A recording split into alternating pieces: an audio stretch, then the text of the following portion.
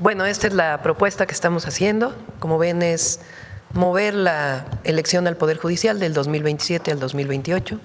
En caso de que haya revocación de mandato en el 2028, se hace el mismo día y en la misma casilla. Y hay algunas modificaciones que se hacen para facilitar la boleta por las características que tuvo la votación del 25, de tal manera que sea más sencillo para las y los electores, para quienes votamos, para quienes vamos a elegir, que sea más sencilla la votación, pueda distinguirse quién propone a los candidatos, y también la elección en las 3 comisiones del Poder Ejecutivo, Legislativo y Judicial, que puedan tener una comisión única que pueda hacer la evaluación de las calificaciones de cada uno, etcétera, para poder simplificar y permitir la participación de todas y todos los mexicanos en la elección al Poder Judicial. Bueno, vamos a las preguntas, si les parece. Vamos a ver acá. Gracias, doctora. Buenos días. Eduardo Ortega, del periódico El Financiero. Doctora, yo le quiero preguntar sobre lo que se dio a conocer el viernes, sobre estas personas que fue el exsecretario de Seguridad Pública de Sinaloa, Gerardo Mérida, y el de Finanzas, Enrique Díaz Vega, que se entregaron a las autoridades estadounidenses. En este sentido, yo le quiero preguntar, ¿qué riesgos ve usted de que estas personas se entregaron en torno a lo que pudieran declarar allá en Estados Unidos? Ningún riesgo, ninguno. Fue una decisión de ellos entregarse y no hay ningún riesgo, ninguno. Doctora, usted ayer mencionaba en su discurso en Mérida que nada ni nadie va a detener la transformación, porque aquí no mandan intereses extranjeros, decía usted. En este sentido, y dado el contexto que hay en la relación con Estados Unidos, yo le quiero preguntar si usted no ve riesgo de que Morena sea declarado como una organización terrorista por los presuntos vínculos que tiene con los cárteles en México. No, ningún riesgo. Miren, es interesante y importante hablar de lo que está pasando. Y decirlo muy claramente. ¿Qué cambió en México en el 2018? Llegó un gobierno que impulsó un nuevo modelo económico. Un gobierno que no gobierna con los intereses económicos. Bueno, que gobernamos para todos, pero que gobierna para el pueblo de México. Fueron 36 años de gobiernos vinculados con los grandes intereses económicos de México y del exterior. ¿Quiénes son los que ahora escriben de manera muy mentirosa, por cierto, de que hay narcogobierno, de que hay narcopartido? ¿Quiénes son? Las plumas del viejo régimen. Así de sencillo. Riva Palacio, director de Notimex de Salinas de Gortari. Todos. Aquí puedo, los intelectuales que fueron cooptados por Salinas de Gortari cuando llegó al gobierno y que después vivieron al amparo del poder público. Esos que hablaban maravillas de García Luna, esos que estaban pegados a García Luna, esos que nunca cuestionaron que el pueblo de México no tuviera aumento de salario, esos que nunca cuestionaron a Calderón. Todas esas plumas de todos los medios de comunicación, los medios, los comentócratas, los que hablan en la televisión, que dicen es que la presidenta está, que rompe el pacto criminal. ¿Cuál pacto criminal? Los partidos políticos de derecha. Todos ellos son los que ahora dicen que hay vínculo con las organizaciones delictivas. Fíjense las mentiras que han llegado a decir. Que en el periodo del presidente López Obrador no hubo detenciones. Hoy le pregunté al general secretario, ¿cuántas detenciones de cuántos líderes de grupos delictivos hubo en el sexenio pasado relevantes, 39 de distintos grupos delictivos. Y en total 666.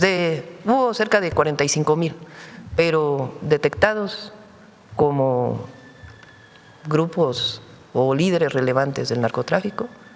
Y en nuestro sexenio, 672 y 56 relevantes. Ha habido cerca de 50,000 detenidos en año y medio, pero relevantes 672 y 56 muy relevantes de todos los grupos delictivos. Entonces, ¿de dónde viene toda esta campaña?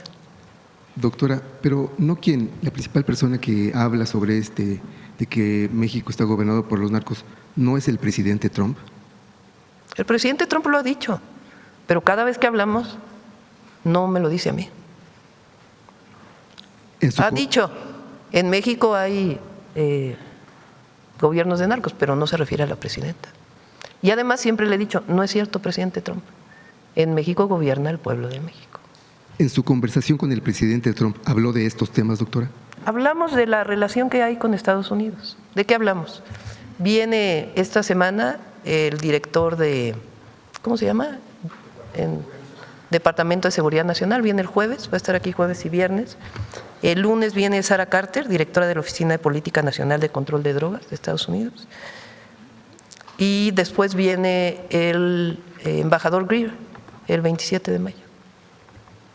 En temas de seguridad en específico, ¿qué fue lo que se abordó con el presidente Trump, doctor? Que viene el secretario del Departamento de Seguridad Nacional de Estados Unidos el jueves para seguir en colaboración y coordinación, y Sarah Carter. Sarah Carter es quien dirigió el documento que presentamos aquí, que presentó Luisa y Roberto, de la visión de la prevención. Entonces nos interesa mucho hablar con ella, porque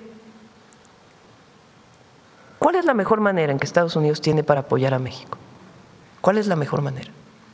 Disminuyendo el consumo, evitando que entren armas a México.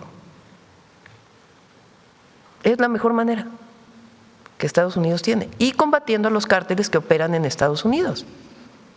Porque como lo he dicho, ¿quién distribuye la droga en Estados Unidos? ¿Quién vende la droga en Estados Unidos?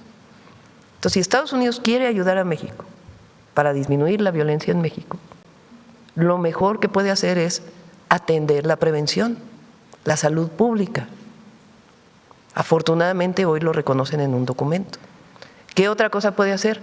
Disminuir la entrada de armas de Estados Unidos a México para no fortalecer a los grupos delictivos. ¿Qué otra cosa puede hacer? Combatir el lavado de dinero en Estados Unidos. Porque cuando se vende la droga en Estados Unidos, ¿dónde queda ese dinero?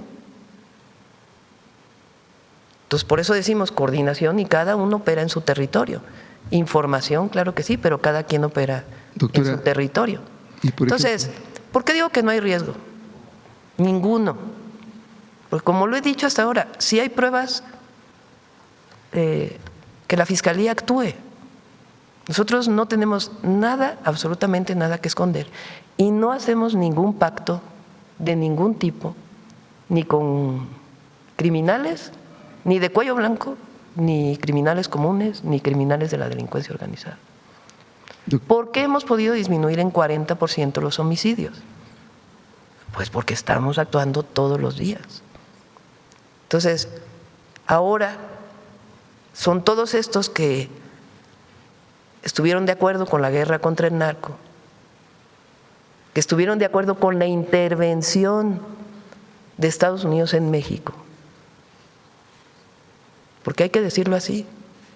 En la época de Calderón, las agencias de Estados Unidos operaban en territorio con la Marina y principalmente con la Marina, en una visión, además, de eliminar a cualquier persona fuera del marco constitucional. Esa era la participación.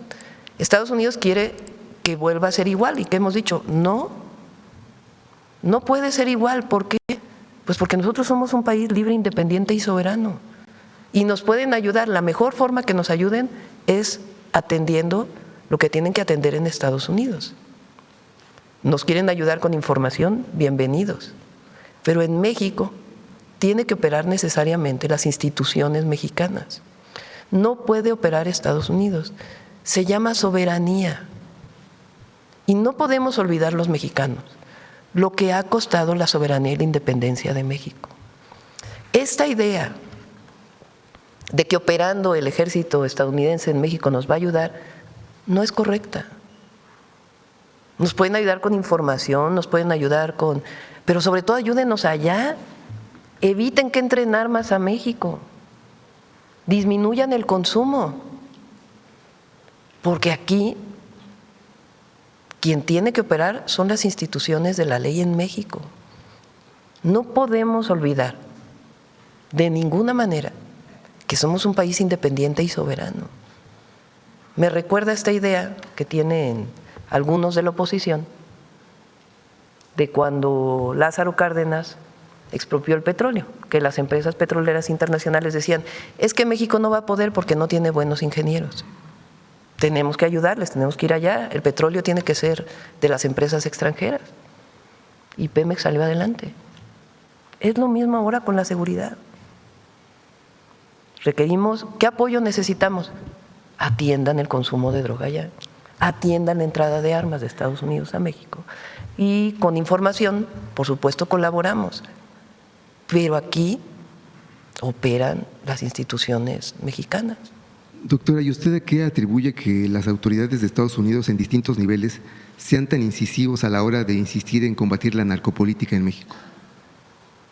Bueno, es parte también de su narrativa. Fíjense, ayer salió un artículo en New York Times y el ejemplo, por cierto, de la misma reportera que hizo el reportaje del fentanilo que se cocinaba, que aquí se demostró por la Secretaría de Marina que era imposible lo que se decía en ese reportaje. Y al mero final del reportaje pone el ejemplo de García Luna como la prueba contundente. Es como cuando entra el presidente Trump y sacan un artículo, o bueno, sacan un decreto de la Casa Blanca, y el ejemplo que ponen es García Luna. Entonces, que quede muy claro, nosotros no vamos, bajo ninguna circunstancia, a cubrir a nadie. Pero ¿por qué están interesados tanto en México? Bueno, que atiendan allá primero. ¿Qué tienen que atender allá? Primero que nada, el consumo, la entrada de armas. ¿Por qué tienen la delincuencia organizada armas de alto poder? ¿De dónde vienen? 75%, dicho por el propio Departamento de Justicia de Estados Unidos, vienen de Estados Unidos. En el último documento que sacan de la atención a las drogas que presentamos aquí, dicen que uno de los elementos principales es disminuir el tráfico de armas a México. ¿Qué hacemos nosotros? Atender la violencia generada por los grupos delincuenciales vinculados con el tráfico de drogas. ¿Cómo? Con una estrategia que está dando resultados. ¿Estamos de acuerdo en que haya vínculo de algún funcionario con la delincuencia organizada? No, claro que no. Pero ahora resulta que toda la comentocracia, todos los medios de comunicación dicen que la presidenta entregue a los 10, bueno, que haga la Fiscalía su investigación. Porque no se nos puede olvidar nunca que primero que nada es la soberanía. Y la soberanía tiene que ver con el gobierno del pueblo y al mismo tiempo combatir a la delincuencia y la violencia en México. Pero tiene que quedar muy claro los límites de la intervención. Siempre. Claro. Finalmente, doctora, quiero preguntarle si nada más, ¿cuál sería la razón por la que la UIF congeló las cuentas del gobernador? Van a sacar, les pregunté, van a sacar un comunicado en un rato, les pedí que lo sacaran. Plantea que es de una manera preventiva, ahí se va a explicar en el documento. Dado que hay una orden de aprehensión en Estados Unidos contra 10 personas, los bancos de aquí, como tienen relación con los bancos de allá, toman una serie de medidas y de manera automática, preventivamente lo hace la UIF. No es que la UIF esté investigando al No, gobernador. ahí lo va a explicar en el documento, cómo son mecanismos automáticos que se dan en cualquiera de los casos. Gracias, doctora. Sí. Gracias. Gracias, Presidenta. Buenos días. Nancy Flores, de la revista Contralínea. Buenos días a todas y a todos. Presidenta, en este contexto de estas entregas, tanto del exsecretario de Seguridad Pública de Sinaloa, Gerardo Mérida, y también el exsecretario de Administración y Finanzas de Sinaloa, Enrique Díaz, pues preguntarle, porque usted hacía varias reflexiones que son importantes. Primero, pues sí, esta andanada mediática, ¿no? Que ya está muy estudiada, lo estudió en su momento Ryszard Kapuscinski, también lo ha estudiado Ignacio Ramonet y por supuesto lo ha estudiado Noam Chomsky, de cómo los medios mercantilizan la información y al convertirla en mercancía se sujeta a las leyes del mercado. Y no solo es una, digamos, debilidad periodística o una violación a la ética profesional del periodismo cuando se difunden mentiras, son violaciones a derechos humanos. En primer lugar, se viola el derecho humano del pueblo a la información. En segundo lugar, se violan otros derechos, en este caso en específico, el derecho humano a la democracia que tiene nuestro pueblo a elegir la forma de su gobierno, la forma del gobierno que le conviene o que así pues busca que se generen estos cambios y estas transformaciones. Incluso hay un artículo del Código de Ética Internacional Periodística de la UNESCO, el artículo 8, donde señala que el verdadero periodista debe de estar comprometido con la democracia, con la justicia, con la sociedad y también con las transformaciones de sus pueblos. Eso lo señala el Código de Ética y todos los periodistas deberían de leerlo y sobre todo de entenderlo. En la época de Felipe Calderón, usted lo recordaba, este vínculo directo con el cártel de Sinaloa que tuvo Genaro García Luna, pero también hay que recordar que en 2011, cuando estaba lo peor de esa guerra contra el narcotráfico, pues Felipe Calderón pactó con los medios de comunicación, estas mismas corporaciones que ahora señalan que Morena es un narcopartido y que lo deberían de estigmatizar como un grupo que apoya el terrorismo a nivel global, pues esos mismos medios firmaron el silencio para no hablar de esa guerra y de ese contubernio entre el gobierno federal y el cártel de Sinaloa. Además, usted ha dicho también que se defenderá la soberanía y a mí me gustaría preguntarle de esto, de la defensa de la soberanía en un momento tan particular como el que estamos viviendo, porque justo se percibe una presión del gobierno estadounidense hacia México, hacia nuestro país, que afectaría, pues en sus términos, un derecho humano que es nuestro derecho a la democracia y también que podría de alguna manera impactar la relación, si no sería momento quizá de replantear esa relación con el gobierno estadounidense, pues porque busca agarrar como piñata a nuestro país con apoyo de estos medios de comunicación. Y mencionaba usted también el caso de algunos comentócratas, particularmente de Raimundo Rivapalacio, pues también habría que recordar que en los intelectuales pues hubo este contubernio con los gobiernos, el caso de Aguilar Camín, que pues recibía cheques de Carlos Salinas de Gortari y nosotros en Contralínea publicamos esos cheques que vienen a cuento porque esos apapachos, le decía el propio Aguilar Camín,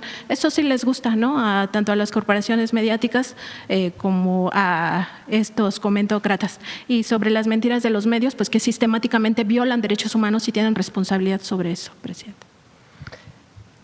Yo creo que lo más importante es el debate y hacer conciencia. Lo más importante, porque fíjense, ¿quiénes son los que hoy critican al gobierno de la transformación? Quienes tenían canonjías en los gobiernos del pasado. Recuerden que Peña Nieto llegó a dar más de 10,000 millones de pesos a los medios, además de los contratos.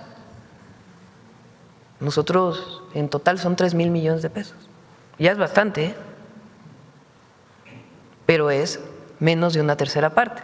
Si tomamos en cuenta lo que era el peso en 2018 y lo que es ahora, pues es todavía menos. Entonces, ¿a qué estaban acostumbrados? medios de comunicación, muchos empresarios que fueron beneficiados en el periodo neoliberal, a que ellos gobernaban. Ayer estaba viendo el libro de gracias del presidente López Obrador.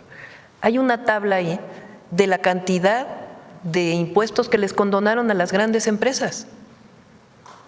Esos impuestos ya no se condonan. Hay un empresario de una televisora ahora que todos los días saca cosas contra nosotros. ¿Qué pasó? ¿Por qué está tan enojado? Pues porque tuvo que pagar impuestos. Porque nosotros no llegamos a un acuerdo con él en lo oscurito de decir, a ver, habla bien de mí y te condono impuestos. No, está pagando más de 30,000 millones de pesos de impuestos que debía. Pues está enojado, puede ser que esté enojado, pero tienen que pagar. Nosotros no hacemos acuerdos en lo oscurito en contra del pueblo de México. Pero durante 36 años hicieron acuerdos en lo oscurito en contra del pueblo de México. 36 años. De la Madrid Salinas de Gortari, que fue de los peores sexenios, en donde las empresas públicas fueron entregadas a privados y se convirtieron en multimillonarios los que recibieron esas empresas públicas. Y después Zedillo, que Zedillo siguió privatizando, hizo una deuda privada, el Fobaproa, deuda pública, y además entregó el gobierno al PAN porque se lo pidió a Estados Unidos, ya así para ser tan… ¿Quién lo dice? La Bastida, el candidato del PRI del año 2000.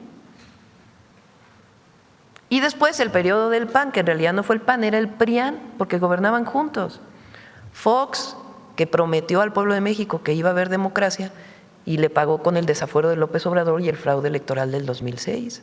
Y nada cambió, es más, los hijos de su esposa hicieron negocios al amparo del poder público.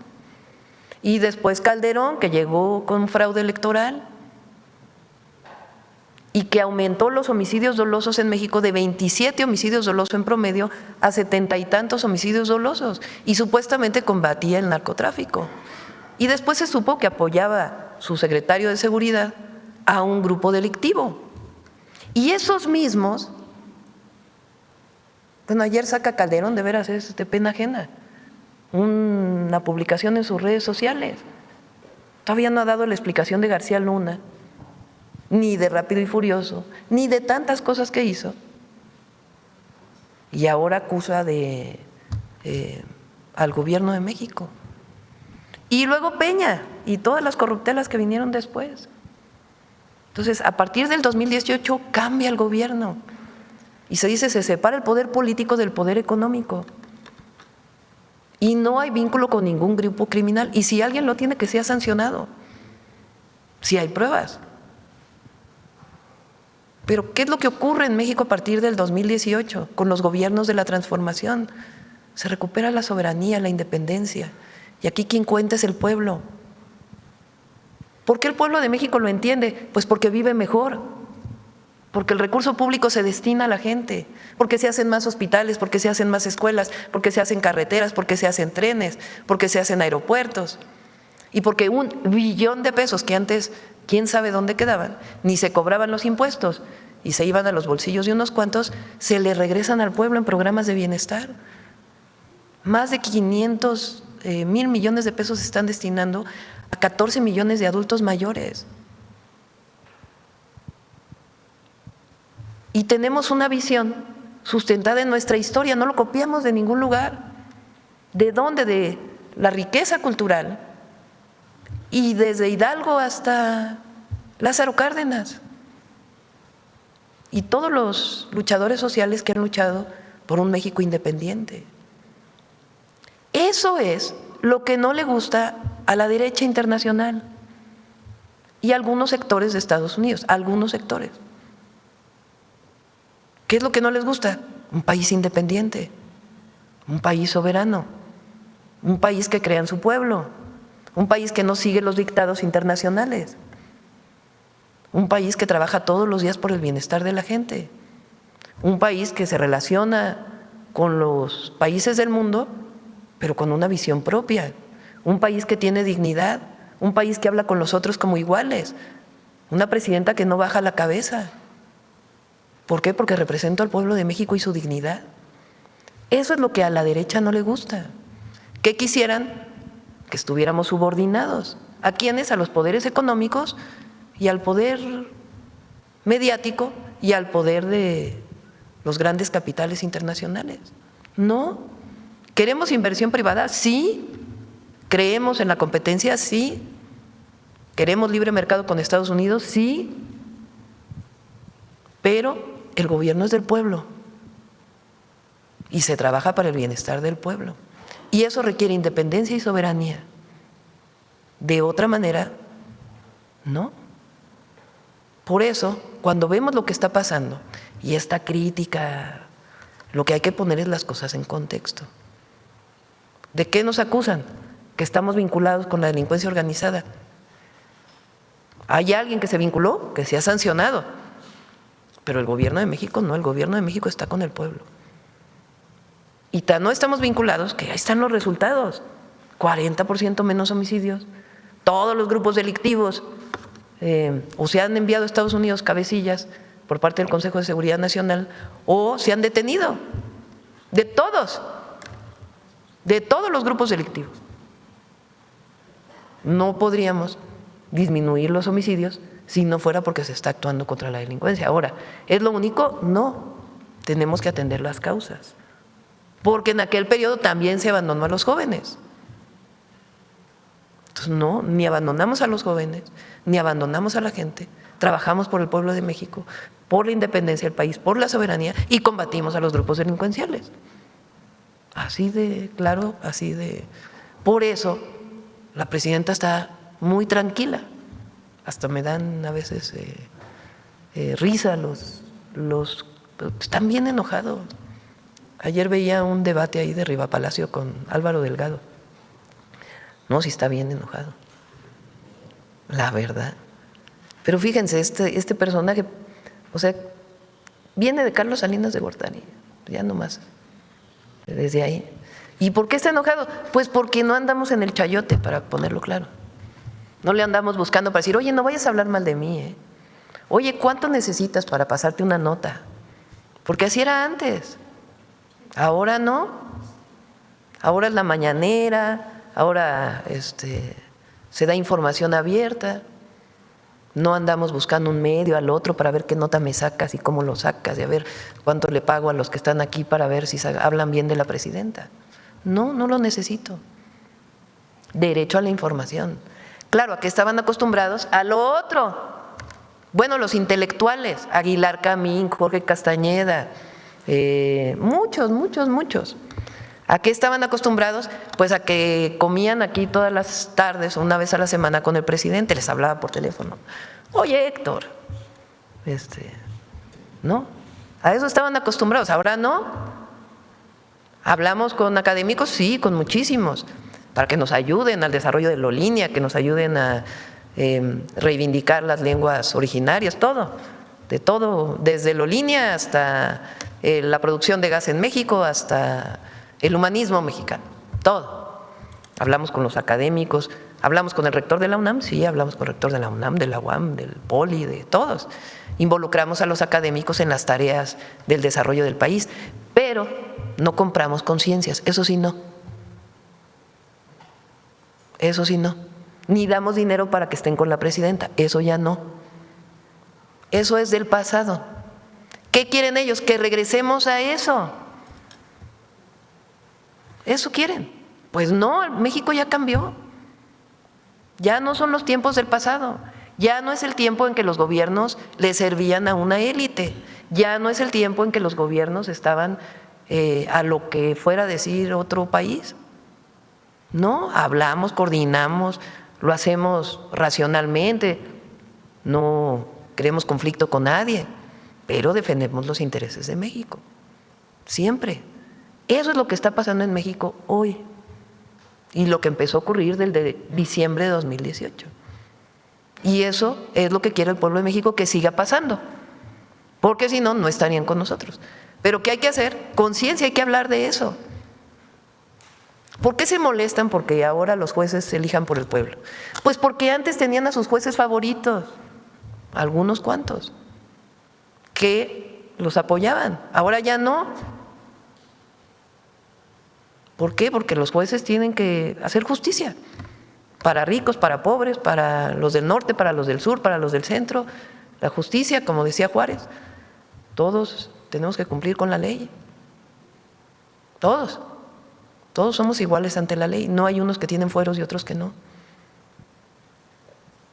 Y Presidenta, también uno pensaría que su enojo de estas corporaciones mediáticas pues solo tiene que ver con el recorte del 70% al gasto publicitario, pero no, también está el tema que ya nos recordaba de cómo se les condonaban impuestos, y adicionalmente hay que recordar que varias de estas corporaciones mediáticas tienen otras empresas que estaban acostumbradas a estos cochupos en negocios, en hospitales, en carreteras, en cárceles que se habían privatizado, e incluso en el aeropuerto de Texcoco, ahí tenían también sus intereses oligárquicos metidos. Y sobre el entreguismo que se vivió, sobre todo en el sexenio de Felipe Calderón, hay que recordar, en la revista Contralínea publicamos el proyecto, este proyecto que se llamó México 2030, proyecto de gran visión, que en realidad era un proyecto para entregar a nuestro país a los intereses no solo de la oligarquía, sino también estadounidenses. Ahí en uno de sus apartados, Felipe Calderón se comprometía a que en 2030 este país iba a ser gobernado por mexicoamericanos.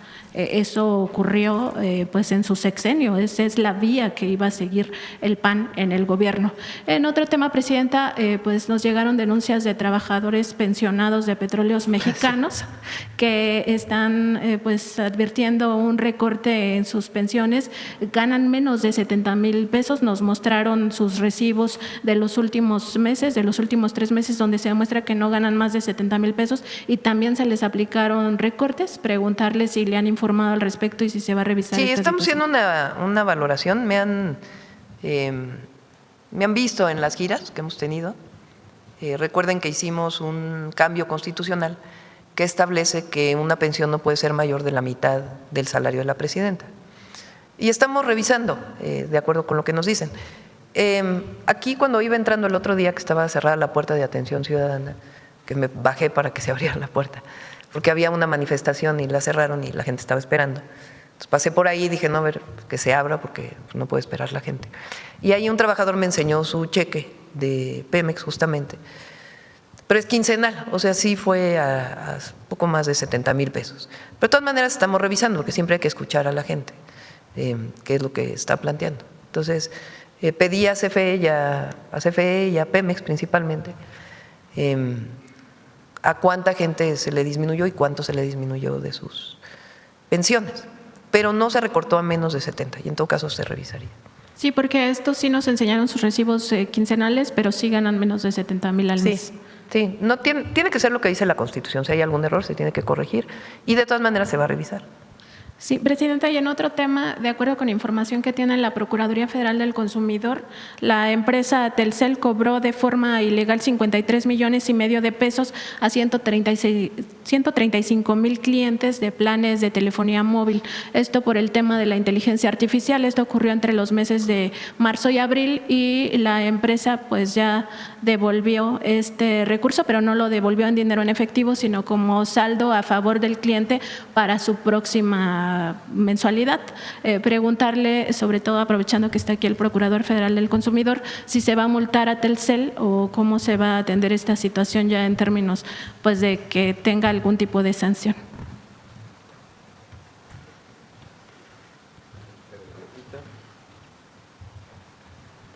Sí, como se le dio en la tarjeta informativa la semana pasada, lo que hicimos fue revisar, aquí está, había varios temas, ¿no? Uno era lo del depósito en garantía, que ya quedó modificado el contrato de adhesión el 3 de junio de 2025. Quienes estaban en planes anteriores recibimos 104 quejas sobre este depósito y hasta la fecha se han conciliado el 95% de ellas.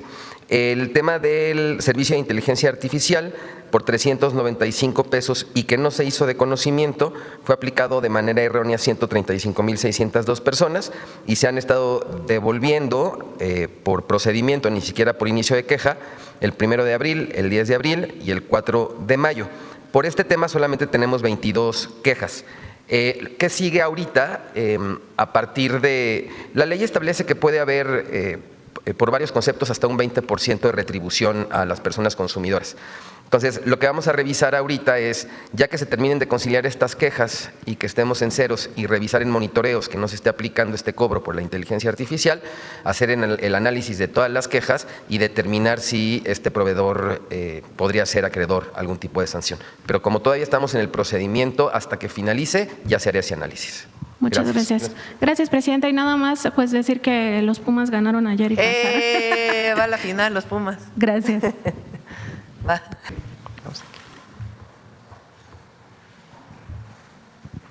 ¿Qué tal? Muy buenos días. Juan Hernández de Diario Basta, Tabasco Hoy, Campeche Hoy y Quintana Roo Hoy de Grupo Cantón.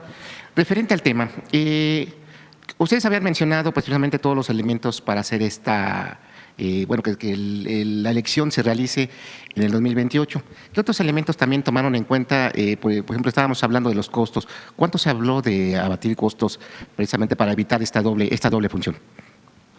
¿Está doble? O sea, doble elección, o sea, que ya no tuvieran que instalar otras más mamparas o más personal o más… De todas maneras hay un costo que tiene que ver con el desarrollo de la elección.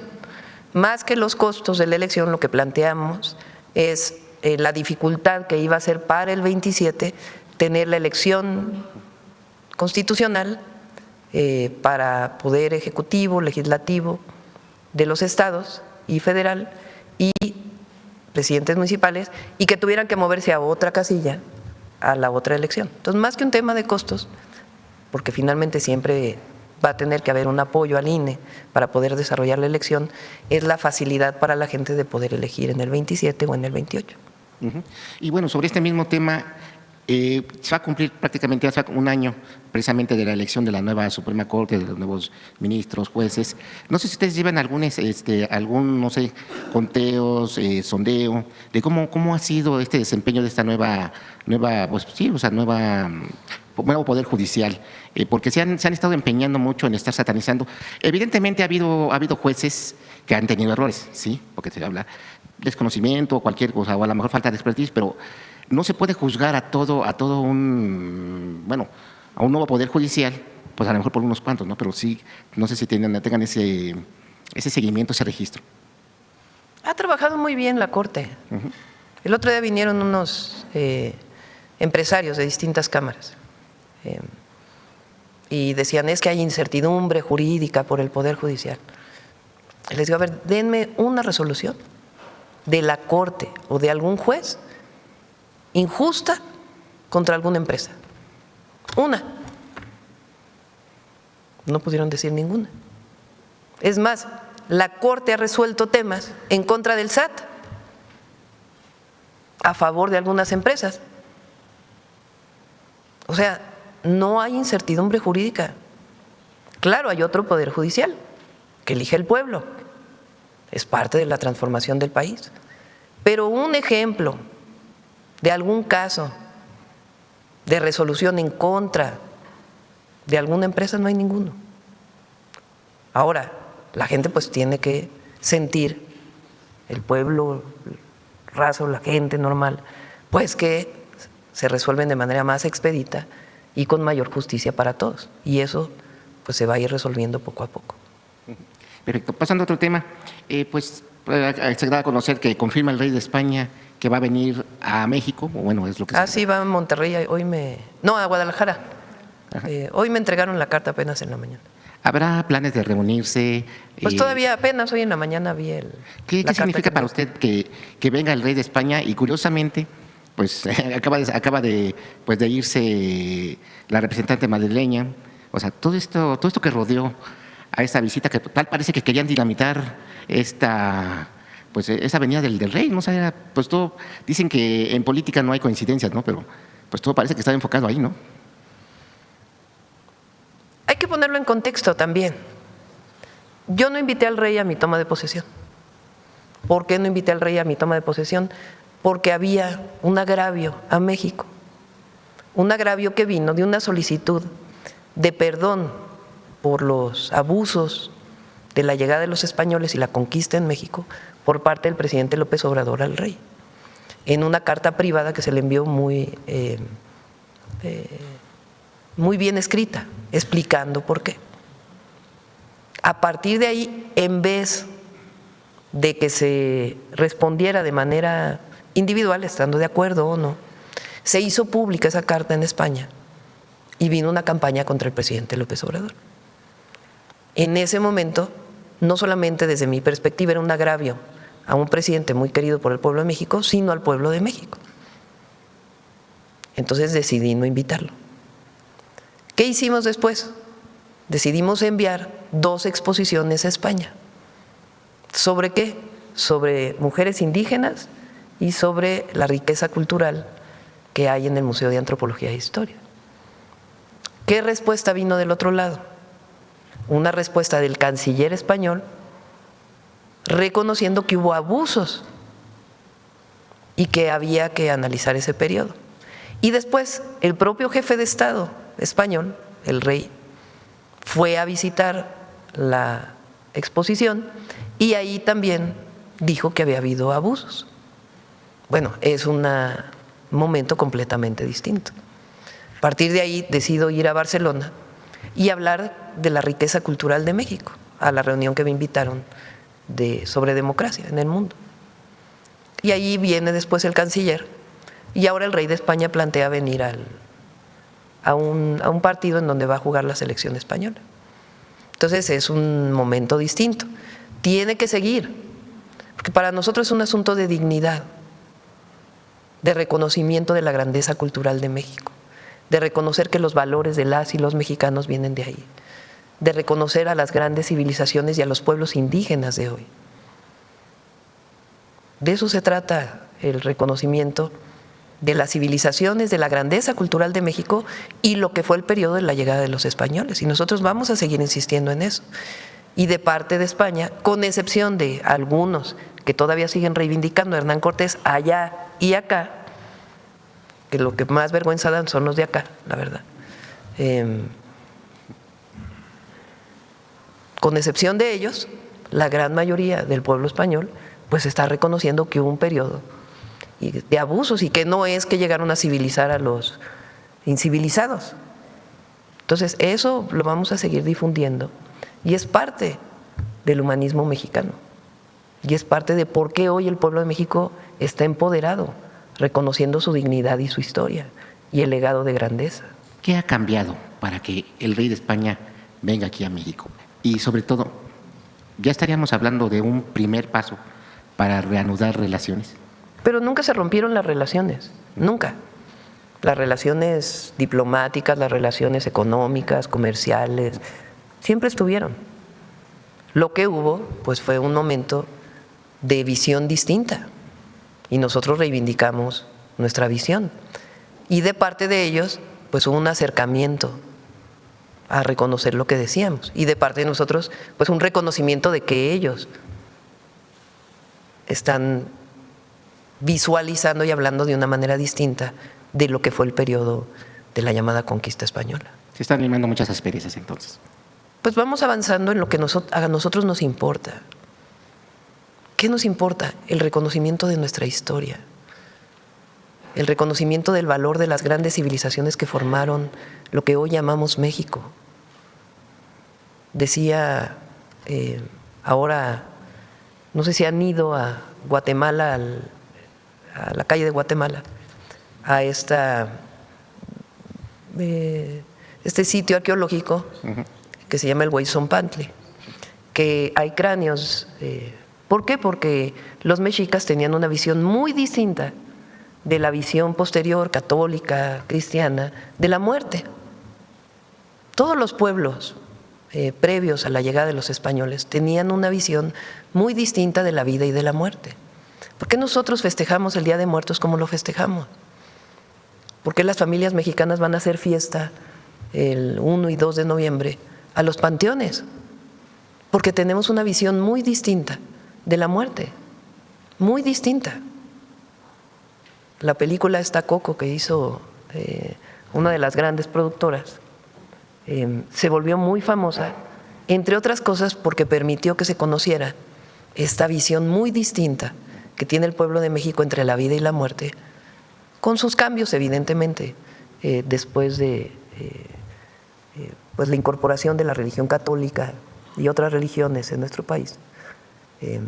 Pero sigue habiendo una visión completamente distinta de la vida y la muerte. Aquí podemos traer antropólogos que puedan hablar de ello. Sería muy bueno, ahí te lo encargo, José Alfonso, para esta visión.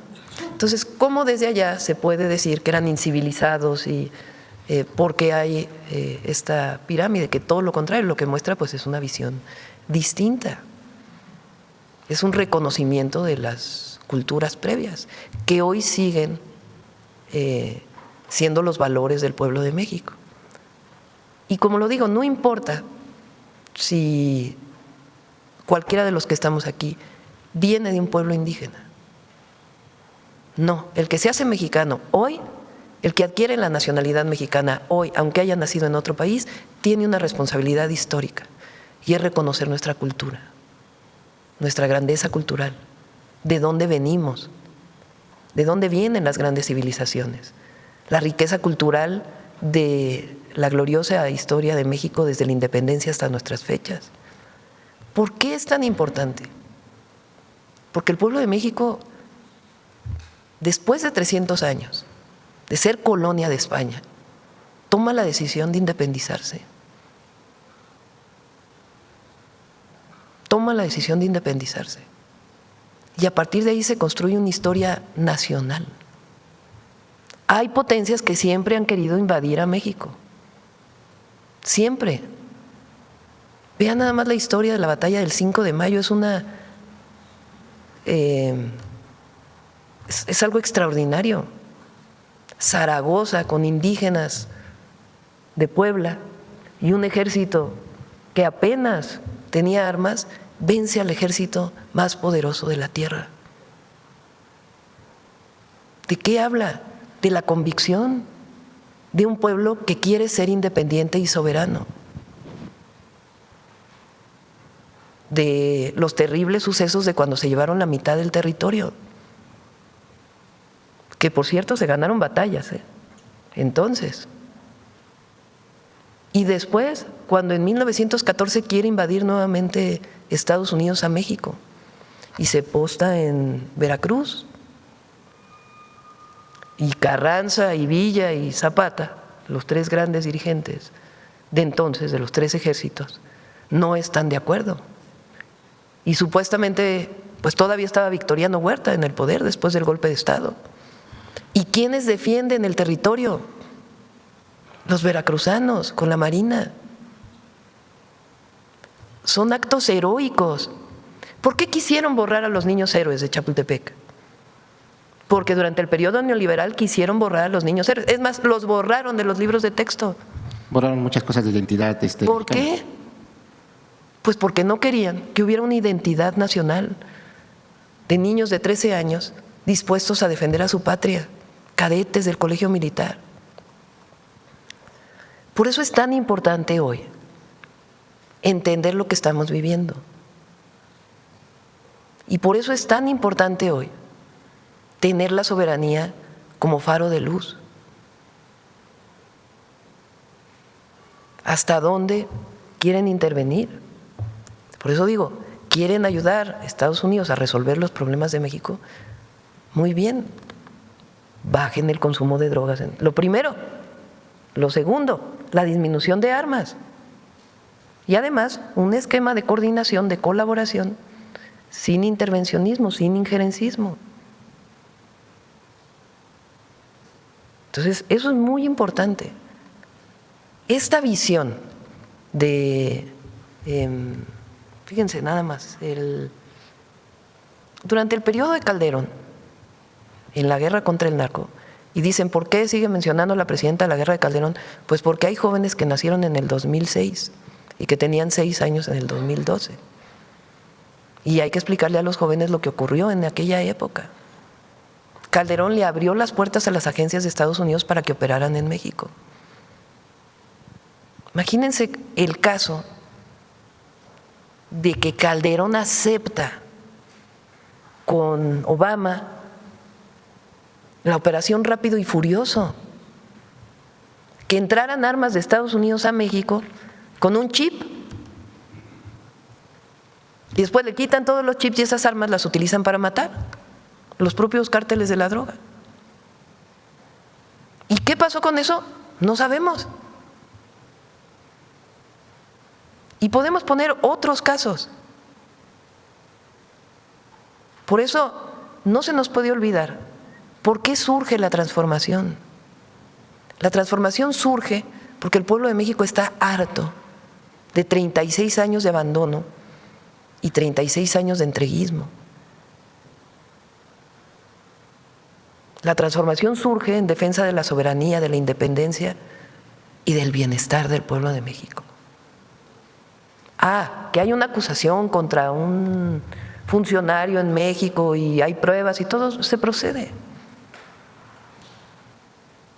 Pero si algo tiene nuestro gobierno es la defensa de la soberanía, de la independencia, y nadie nos puede acusar, nadie, absolutamente nadie, de que no hayamos actuado en contra de los grupos delictivos. Nadie. Porque hemos detenido 50,000 personas, pero además se han enviado 92 de todos los grupos a Estados Unidos. Y además se ha actuado contra todos los grupos delictivos, cosa que no ocurrió en el periodo de Calderón. En el periodo de Calderón hicieron acuerdo con un grupo delictivo. Todos los que critican ahora, ¿por qué no recuerdan el acuerdo que hizo Calderón con un grupo delictivo? No se les olvide, porque ahora quieren poner el caso de uno de los hijos del Chapo, que en un primer operativo se tuvo que liberar para salvar vidas y que después lo detuvieron y lo enviaron a Estados Unidos. La segunda parte se les olvida. Eso no lo dicen. Todos los comentócratas, todo. ¿No? Ayer en el New York Times, no, es que la presidenta no tienen. Nosotros actuamos, tenemos autoridad moral y política, por eso tenemos el apoyo popular que tenemos. Y actuamos para pacificar el país, actuamos con la ley para poder detener a los delincuentes, fortaleciendo una estrategia de seguridad. Pero al mismo tiempo atendemos a la gente. Y ahora todos estos que se beneficiaron durante el periodo neoliberal, todos, medios de comunicación, comentócratas, amigos de García Luna, todos esos, ahora son los que vienen a criticarnos a nosotros. Entonces, no tenemos ningún temor de nada. Tenemos los pies bien puestos en la tierra y ni nos vamos a marear con lo que dicen los medios de comunicación, ni con lo que nos diga Estados Unidos, porque tenemos muy claro por qué llegamos al gobierno y vamos a seguir avanzando. ¿Con quién? Con el pueblo, defendiendo la soberanía y atendiendo todo lo que tenemos que atender. Me voy a ir de frontera a frontera, dicen algunos. Primero, con lo que es en Yucatán, ya sabes que somos medio sureste. Usted lo dijo precisamente justo en su gira. Los recursos públicos regresan al pueblo convertidos en hospitales, becas, pensiones, medicamentos, escuelas y bienestar. Tan solo este fin de semana inauguramos una preparatoria pública, un instituto, una nueva universidad y el mejor hospital de México para el estado de Yucatán. Porque lo digo claro, lo digo muy claro, cuando no hay corrupción, el dinero alcanza y damos resultados porque gobernar significa servir. Esa es la primera frontera. Tal cual, eso es la transformación. Eso es. Y me voy a la segunda frontera, allá en Chihuahua. ¿Cómo ve usted esta manifestación que se dio, pero también todo lo que la rodeó a esta manifestación? Hasta hay señalamientos de grupos de choque enviados presuntamente desde el gobierno de Chihuahua para evitar que la gente se manifestara. Curiosamente cierran carreteras, utilizan elementos de seguridad pública para evitar que se dé todo eso, ¿no? Hay agresiones a periodistas que van a cubrir, se exacerbaron los ánimos ahí. ¿Usted qué opina de todo esto que rodeó esta manifestación? Bueno, es parte del momento político, pero también es importante que la gente haga su evaluación. Cuando hablamos de libertad, nosotros no detenemos a nadie, que sea un dirigente social que se manifiesta. Hay total libertad de manifestación, de reunión, de expresión, total y absoluta. Entonces es muy importante que haya en todos lados. No sé por qué pusieron carteles ahí en Chihuahua para evitar una manifestación. Esto es libertad, es un llamado a todos los gobernadores, gobernadoras, a la libertad de expresión, de reunión, de manifestación. A todos y a todas. Muchas gracias. Perdón, ¿quién recibiría al rey de Chihuahua? Perdón, al rey de España. Ya me hicimos memes. Perdón, al rey de España, ¿quién lo recibiría? ¿Quién recibiría a quién, perdón? Al rey de España. Bueno, no sé, apenas hoy recibí la carta diciendo que venía a Guadalajara y ya vamos a ver con el embajador Perdón, sería reina de Chihuahua, perdón. de México en España. ¿Perdón? No, no creo. No voy a ir a ningún partido. No voy a ir a ningún partido, ni al inaugural, ni a ningún otro partido. Viene también el presidente de Sudáfrica, también. Se lo comenté en Barcelona al presidente, le dije, bueno, quiero decirle que yo no voy a ir al partido, pero está bienvenido a que venga a Palacio Nacional y que aquí platiquemos de la relación entre Sudáfrica y México. A ver.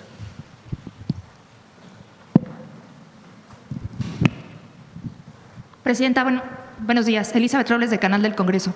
Consultarle cuáles fueron estos criterios para determinar que efectivamente se tenía que hacer este cambio constitucional, independientemente pues que son la cantidad de cargos. El Instituto Nacional Electoral presentó una valoración ante Cámara de Diputados acerca del costo. ¿Cuáles fueron estos criterios que se consideraron? Más que el costo es la facilidad para elegir. Este 2027, todas las mexicanas y mexicanos vamos a elegir, dependiendo de la entidad de la República, gobernador, hay algunos que no, los que fueron elegidos en el 22, no todos, por ejemplo, Quintana Roo fue elegido en el 22, Mara Lezama, y ahora la elección de Quintana Roo va a ser en el 27, pero son 17 estados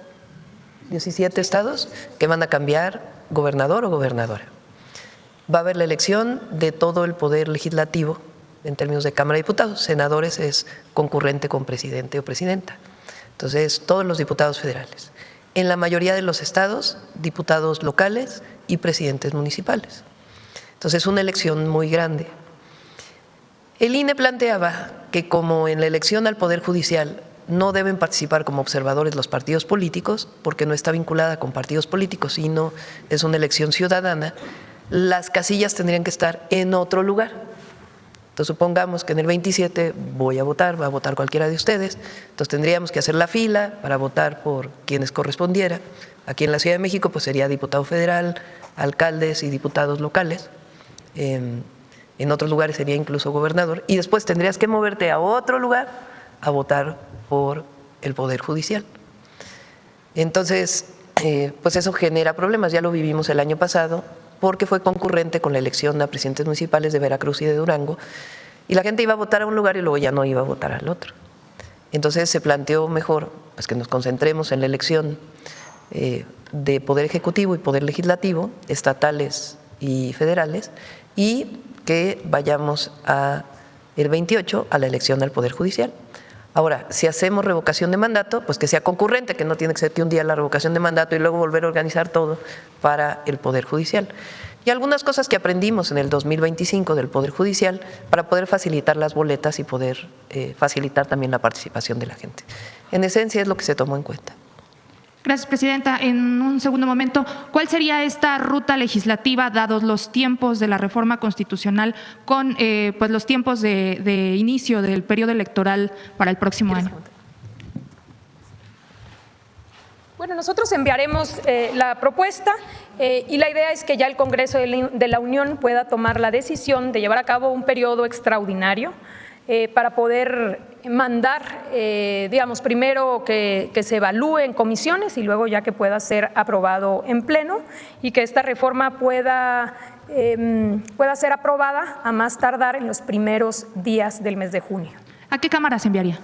Vamos a enviarla, si está de acuerdo.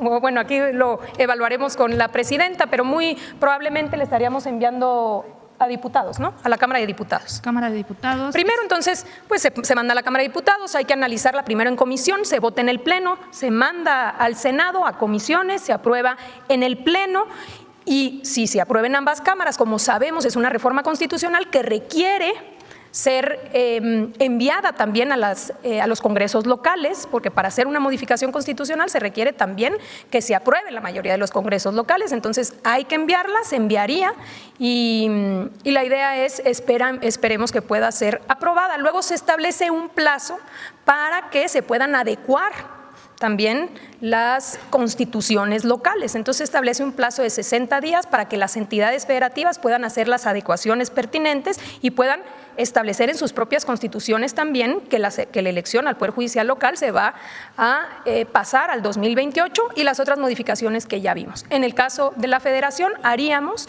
unas modificaciones a las leyes secundarias para poderlas adecuar a las modificaciones que hoy planteamos en la reforma constitucional de ser aprobada. ¿Se estaría enviando hoy mismo? Le estaríamos enviando hoy mismo, así es, hoy mismo le estaríamos enviando y sería recibida por la Comisión Permanente el miércoles, que es cuando sesiona.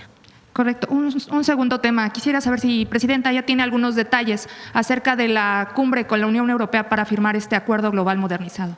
El viernes nos vamos a reunir y a ver si el secretario de Relaciones Exteriores puede dar los detalles de todo lo que va a ocurrir el viernes. Correcto. Y finalmente, Presidenta, quisiera consultarle acerca de su gira por Mérida el fin de semana.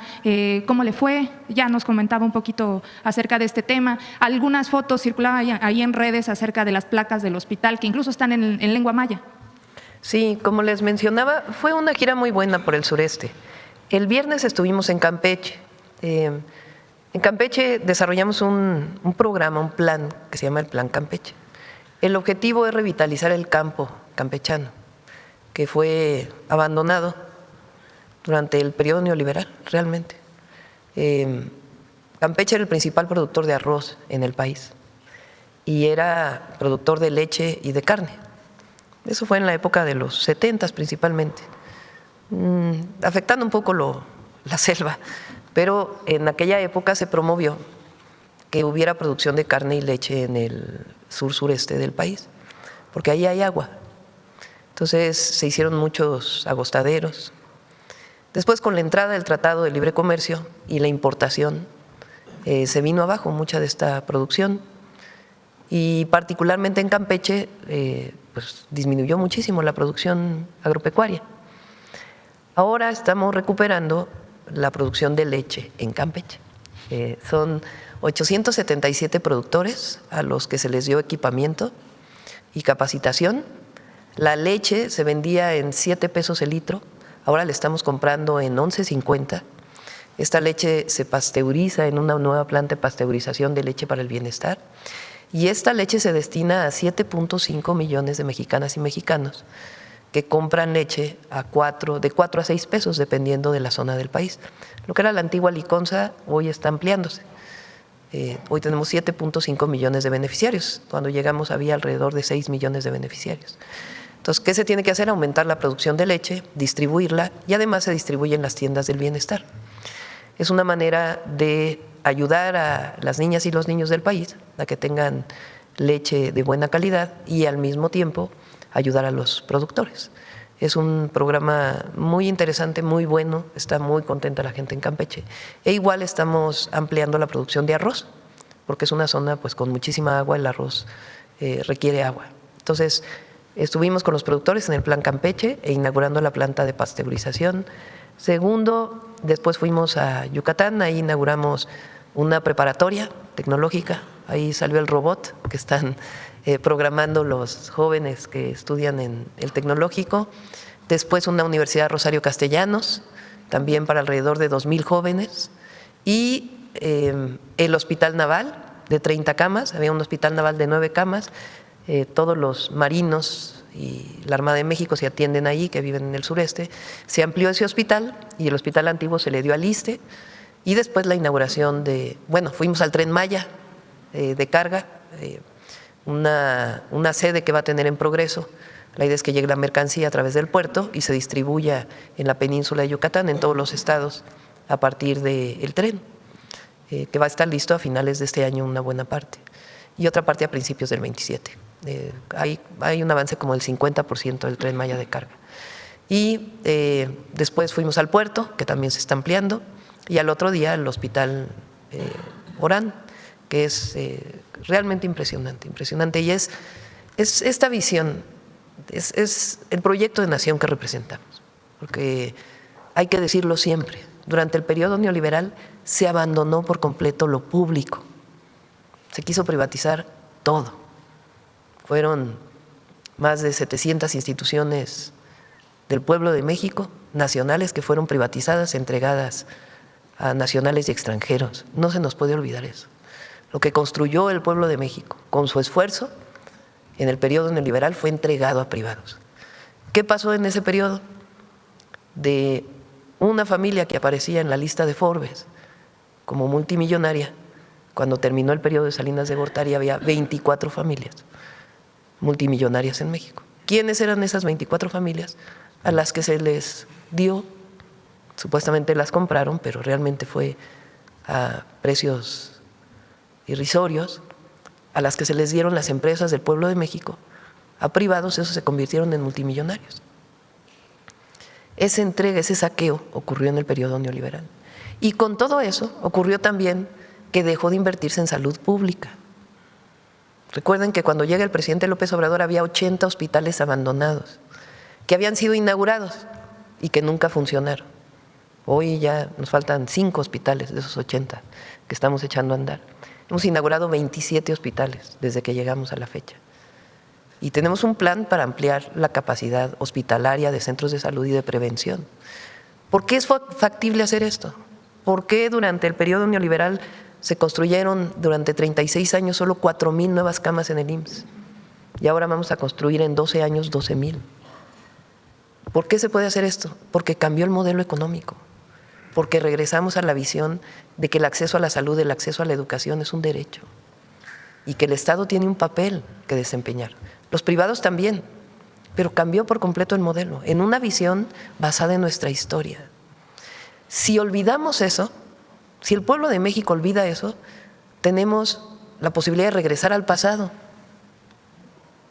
neoliberal, que no es más que el pasado del porfiriato. Eso es lo que ocurrió en México. Entonces, al inaugurar un hospital de casi 700 camas para el sureste de México, hecho con recursos públicos, con las manos y la mente de los ingenieros militares, que tiene los mejores equipos y que atiende a la gente de manera gratuita, porque en Yucatán, hasta hace unos días, se cobraba la salud, porque el gobernador Joaquín Díaz Mena, desde el principio dijo: quiero entrar al IMSS Bienestar. Fueron año y medio para poder entrar, desde que llegó él y llegamos nosotros al gobierno, para poder garantizar los servicios. Pero a partir del día de hoy ya son gratuitos. Es otra visión, es la visión de la transformación. Entonces, imagínense Yucatán, una nueva escuela, una nueva preparatoria, una nueva universidad, la Universidad del Mar, un nuevo hospital para el ISSSTE, un nuevo hospital para el IMSS. Eso no existía en el pasado, al contrario. Era la visión de que había que pagar por todo. Quien podía pagar tenía los servicios, quien no podía pagar no tenía los servicios. Por eso decimos, pasamos de los privilegios a los derechos del pueblo de México. Entonces, lo que mostramos ahora en Yucatán es eso, es la visión de la transformación, es el beneficio para la gente. Gracias, Presidenta. Rapidísimo nada más, la CENTE anunció ayer en una conferencia de prensa virtual que van a iniciar un paro nacional, una huelga, a partir del 1 de junio. Y también anunciaron que se van a llevar a cabo manifestaciones para bloquear, sobre todo en la Ciudad de México, los encuentros de fútbol del Mundial de Fútbol. ¿Hay algún ya acercamiento con ellos? Sí. ¿Se abrió alguna mesa de negociación? ¿Qué se propondrá por parte del gobierno para evitar la huelga y además evitar también el tema de los bloqueos? Bueno, son algunos maestros, no son todos los maestros, eso primero. Y hay mesas de trabajo con Secretaría de Gobernación y Secretaría de Educación Pública. Entonces se va a atender. ¿Los bloqueos, Presidenta, no le preocupan al gobierno que eventualmente sí se bloquee el acceso? Pues hay a los partidos que de fútbol? respetar las libertades y al mismo tiempo que se desarrolle el Mundial. O sea, pues es la tarea de todo gobierno. Entonces, vamos a trabajar bien, como siempre lo hemos hecho. Ese día, el 1 de junio, comenzarán su protesta con una manifestación desde el Ángel al Zócalo. Afirman que van a llegar al Zócalo de la Ciudad de México. Ya hemos visto que se están preparando pues, todas las estructuras para el FanFest. ¿Se les va a permitir el ingreso al Zócalo, Presidente? Tiene que haber diálogo. Vamos a dialogar con ellos a través de Secretaría de Gobernación y de la Secretaría de Educación Pública. Ok. En otro tema, publicamos hoy en Excelsior, hay 49 escuelas que están conviviendo literalmente al lado de refinerías. En todas ellas se tienen lecturas de contaminantes que ponen en peligro la vida de los pobladores, sobre todo de los niños que viven ahí. ¿Habrá algún plan? Ya habíamos hablado en Dos Bocas, la reubicación de algunas escuelas. De una escuela en particular. De una escuela. Ajá. ¿Hay la posibilidad de poder contemplar la reubicación? Pues hay que hacer las 49 mediciones. Por escuelas? ejemplo, ahora se terminó un estudio muy importante para la zona metropolitana de Monterrey, de la UNAM. Quien lo coordinó fue el centro de, no, se llama ahora Instituto de Ciencias de la Atmósfera y Cambio Climático. Coordinó un estudio de la contaminación atmosférica en la zona metropolitana de Monterrey. Lo entregaron la semana pasada. Y ahí se hace un análisis de cuáles son las fuentes de contaminación y propuestas de qué es lo que hay que hacer. Y al igual que ahí, en otros lugares, pues se hace lo mismo. Depende de la refinería, no es lo mismo para cualquiera. Tienen que hacerse las mediciones, ver si hay alguna situación de riesgo y de ser el caso se reubica. Gracias. Y por último, ya nos comentó el tema del rey de España, se va a ver el protocolo que se llevaría a cabo. Al resto de los líderes que van a venir durante los días de la competencia, ¿los va a recibir aquí? ¿Se están haciendo ya acuerdos para que vengan los presidentes Está haciendo acá? Gabriela Cuevas una revisión y junto con Secretaría de Relaciones Exteriores, quien en algunos casos van a enviar representantes, en otros casos van a venir ellos. Estamos viendo cuándo llegarían para ver cómo los recibimos aquí en Palacio. Seguramente van a llegar muchos a la inauguración. ¿Habrá algún evento de usted con ellos? Yo sé que no va al estadio. Es lo que estamos viendo. La FIFA tiene planteado un evento nos pidieron el rentado, porque se renta el área de afuera del castillo de Chapultepec. Me invitaron a asistir, no sé si vaya a asistir o no, la verdad. Pero buscaremos si vienen jefes de Estado que se sientan bien recibidos en México y que tengan pues todo el apoyo por parte del gobierno para que puedan asistir a los partidos y también, si lo desean, y nosotros, poder aprovechar para poder hablar con muchos de ellos. Muchas gracias, presidente. Sí. Mahahual, qué bueno que preguntan, porque ha habido…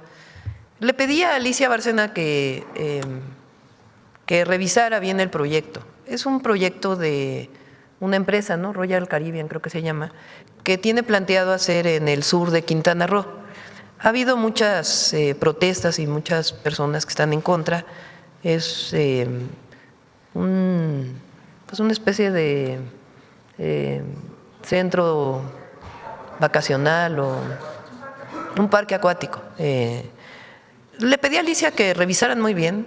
No debemos hacer nada que afecte a esa zona que tiene un equilibrio ecológico muy importante y particularmente para los arrecifes, muy, muy importante.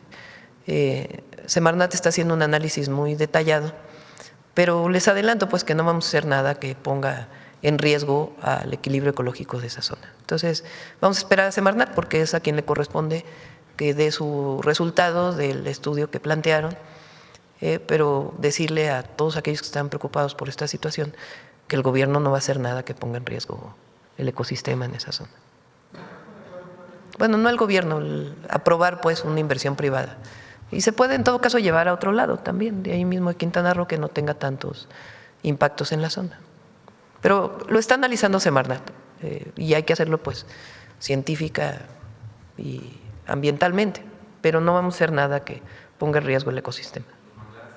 Los manglares y el arrecife, que es muy importante en esa zona. Bueno, vamos de este lado. Ya son 9:23 y es retarde. Vámonos.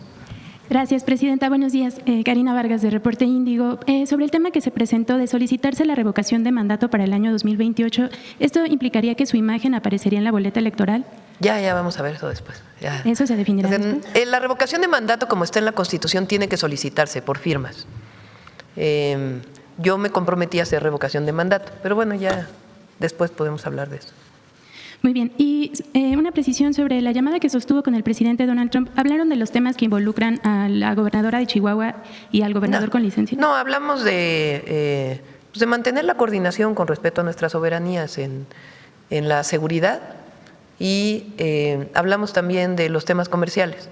Entonces, es muy importante que sepan que el jueves viene el secretario de Seguridad de Estados Unidos El lunes de la próxima semana viene Sarah Carter, que es la responsable para todo el tema de las drogas de Estados Unidos, y el 27 viene el responsable de la negociación del tratado aquí a México. Entonces son 3 visitas muy importantes. ¿Los 3 se reunirán con usted, presidente? Sí, los voy a recibir personalmente. Y saber si la Secretaría de Relaciones Exteriores ya recibió las pruebas solicitadas sobre los 10 mexicanos requeridos. No. ¿Ha habido alguna respuesta? No. Muy Se bien. envió la Secretaría de Relaciones Exteriores y no ha habido respuesta. Gracias. Y finalmente, presidenta, ya se cumplió un mes de que Citlali Hernández salió de la Secretaría de las Mujeres. ¿Sabe? Sí, ya tengo quien, ya lo voy a nombrar esta semana. Ya se los voy a, ya, esperen. Sobre eso, ¿qué lectura debe darse, presidenta, a la demora de la designación de esta titular? Porque Estaba yo revisando los perfiles de las compañeras, pero ha seguido trabajando la Secretaría con sus tareas. Ahí está Elvira Concheiro, está Ingrid Gómez, que las dos son muy buenas, y un equipo que está trabajando en los centros libres, en las tejedoras de la patria y el programa que seguimos con la Secretaría de las Mujeres. Cuando ha habido el cambio de un titular en las distintas secretarías, se menciona el relevo al momento de darse la noticia. En este caso, ¿por qué la demora, presidente? Pues porque estaba analizando los perfiles de las compañeras. No tiene nada en particular de por qué sí o por qué no. En el marco de su salida de la Secretaría, Citlali me dijo en entrevista que ya cuando ella presentó su renuncia ya estaba definida su relevo y que no era parte de la Secretaría, que iba a ser alguien externa. ¿Confirmaría esto? Ya vamos a informarlo. Gracias, presidente. Gracias.